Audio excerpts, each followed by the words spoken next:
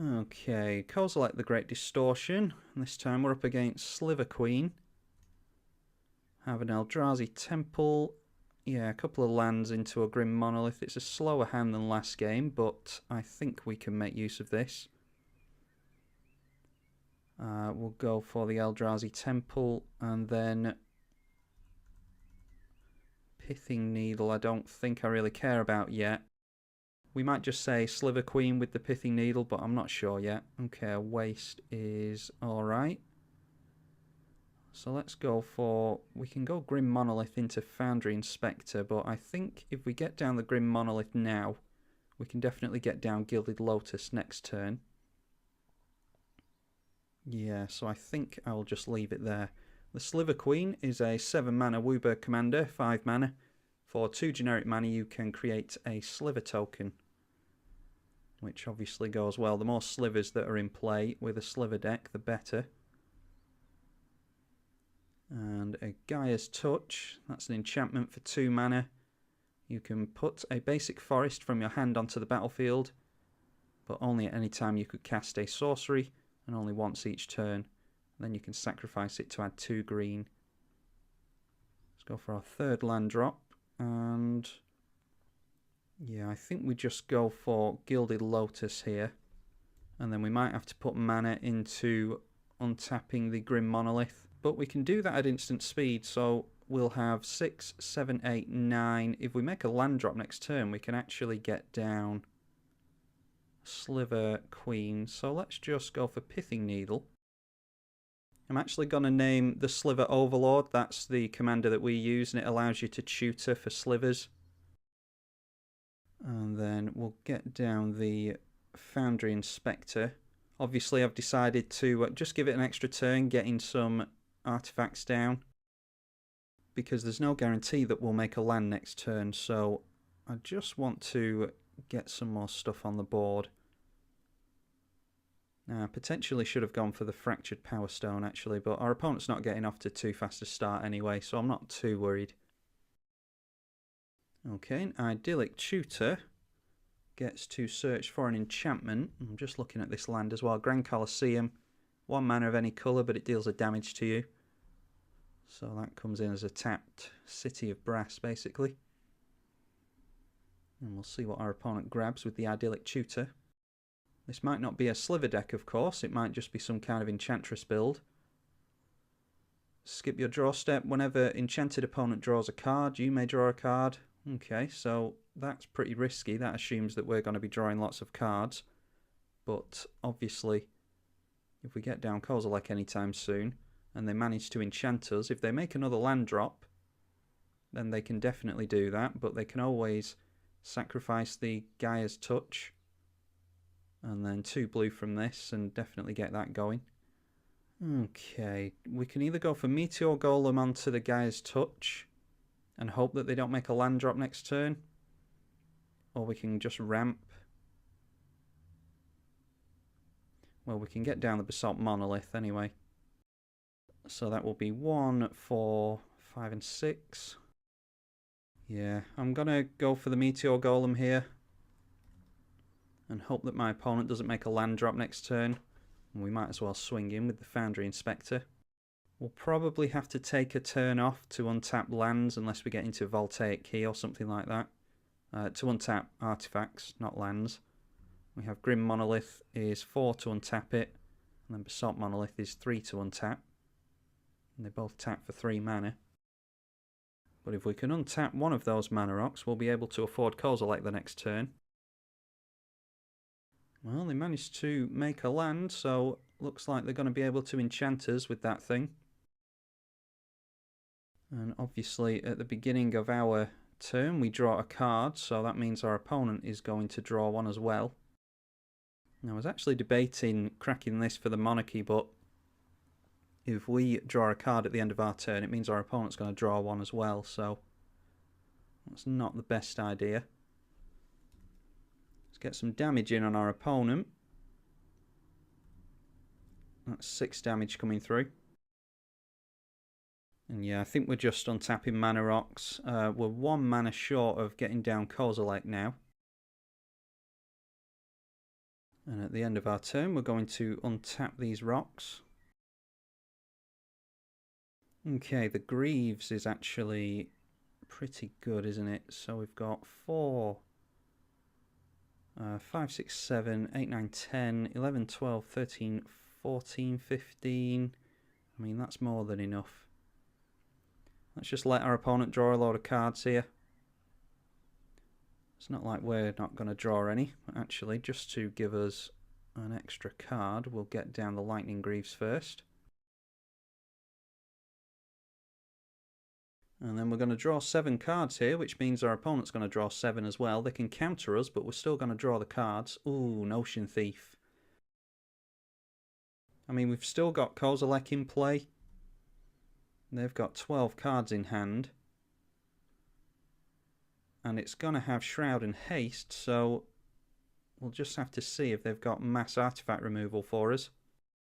It might be that they just chump with the Notion Thief here. The good thing about Kozilek is it only needs to hit our opponent twice for commander damage. But we'll actually get them down to 0 if Kozilek hits twice. Okay, they've decided to go after the Foundry Inspector. We've got lots of mana now, so I don't really care about that. Okay, our opponent decided to leave us waiting for a couple of minutes there and then just quit, so I don't know if they were looking at what was in their hand and trying to formulate a plan, or if they just went AFK in the hope that we would scoop. Some people do that, strangely. Even if they had gotten a board wipe there, Kozilek would have cost 12, and we have, what do we have, 1, that is 7, 8, 9, 10, 11, 12. So we've got enough to get down Kozilek again without untapping the Basalt Monolith. And we would have drawn a lot of cards there. Our opponent would have drawn a lot of cards as well, but we at least would have had a Kozilek down. And then we could have just swung in for lethal there. So it looks like our opponent didn't have anything either way. Maybe this Lightning Greaves and its Shroud saved us, but the haste certainly helped us there.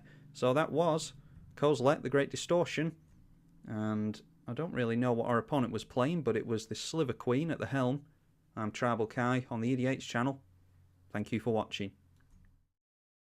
Kozilek, the Great Distortion versus Tuvasa the Sunlit.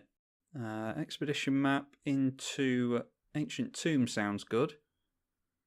So I think we can go for this. We've got 3 lands in hand.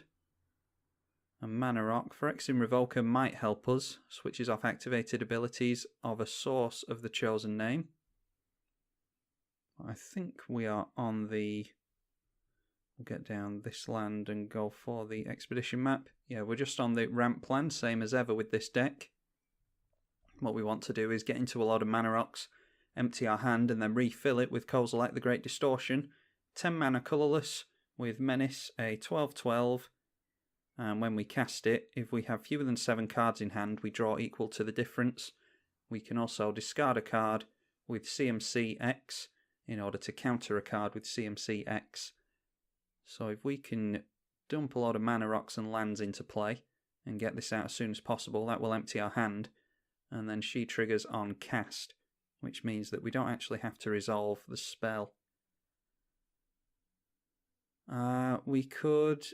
Yeah, I'm actually going to get down the Plague Mere here, because in order to tap that down for mana, we need to get Summoning Sickness off it, so we'll get that down first. And then it's probably cracking the Expedition map for Ancient Tomb next turn, or we could just go for Palladium Mere. Let's see, if we go High Market, yeah, we can go Chromatic Lantern. Actually, no we can't, can we? We don't have the mana for that. I was thinking Chromatic Lantern into Palladium Mere with the Plague Mere and the Chromatic Lantern mana, but we can't do that. Yeah, in hindsight, we shouldn't have played that High Market. We actually should have cracked the Expedition map, gone for Ancient Tomb, and then we would have had enough mana for the Palladium Mere as well. Anyway, it doesn't matter. We'll get some Infect damage on our opponent. We don't actually care about Infect in this deck, but it might draw our opponent's attention. This is basically a 2 mana dork, and that is all we care about it for. And that is the only reason it's in here. We are currently on 3, 4, 5, 6 mana, which isn't great, but we can get down a couple more mana with the Expedition map, guarantee ourselves a land next turn, and then probably go for Chromatic Lantern as well. Or we could just rip it off the top. Okay, not worthy. Our opponent's got a Fertile Ground, by the way. So they get an additional mana off of the Glacial Fortress. Let's go Ancient Tomb. And then we can go for Chromatic Lantern, I think. Yeah, I think we'll just hold back here. I don't know what I want to name with Phyrexian Revoker.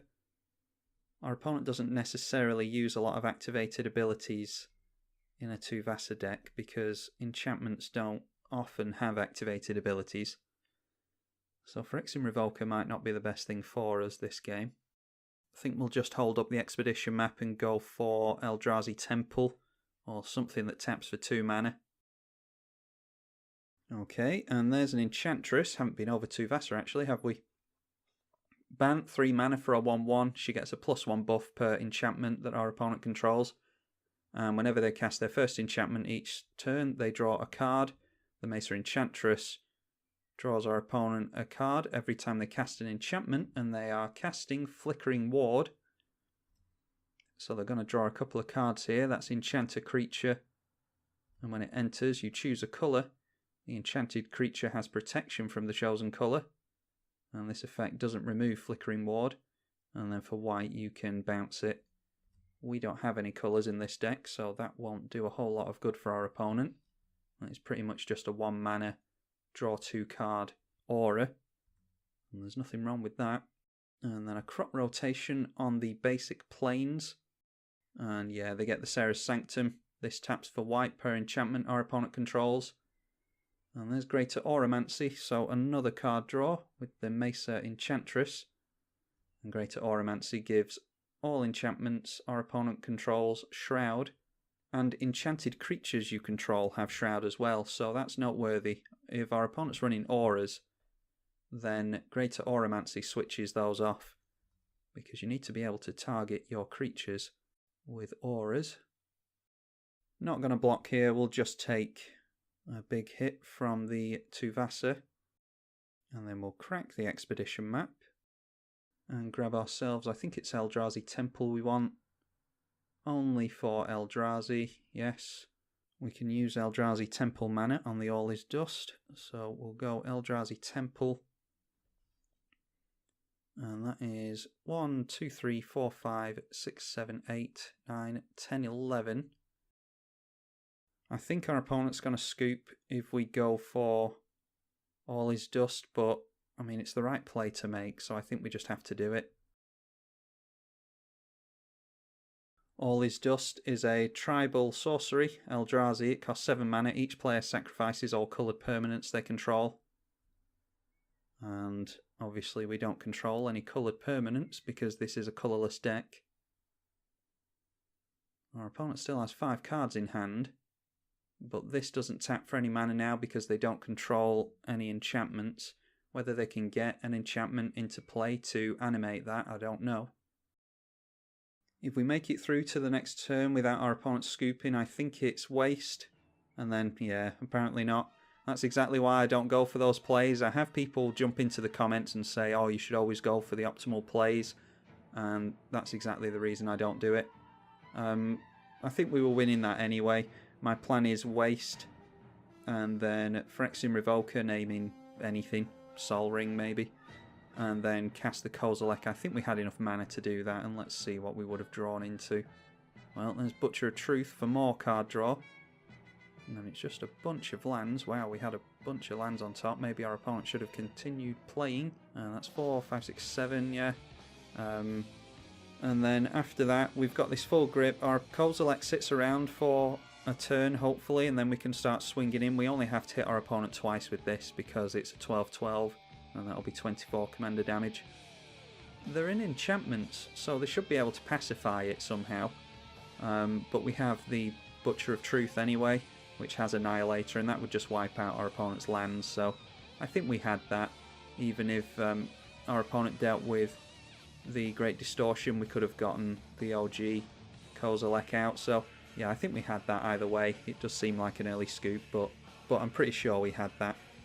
Hope you all enjoyed it either way. That was Tuvasa the Sunlit versus Kozilek the Great Distortion. I'm tribalkai on the EDH channel, and I will see you all in the next one.